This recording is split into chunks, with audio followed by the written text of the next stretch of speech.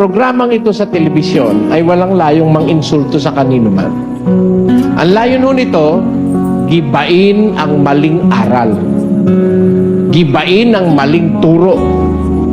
Gibain ang alinmang prinsipyong makapagliligaw sa kapwa-tao.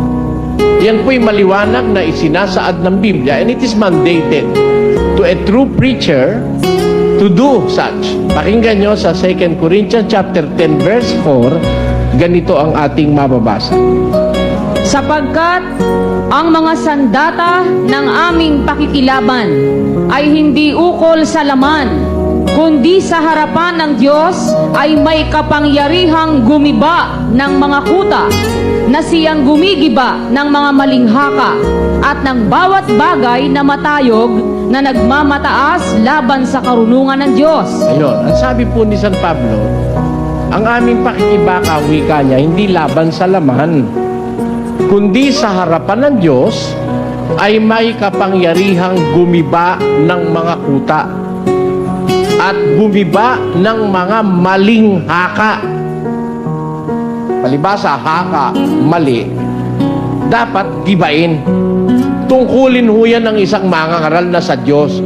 Huwag kayong padaya sa mga manlulokong pastor na sasabihin, pati kasi Soriano, hindi na lang ipangaral yung kanya.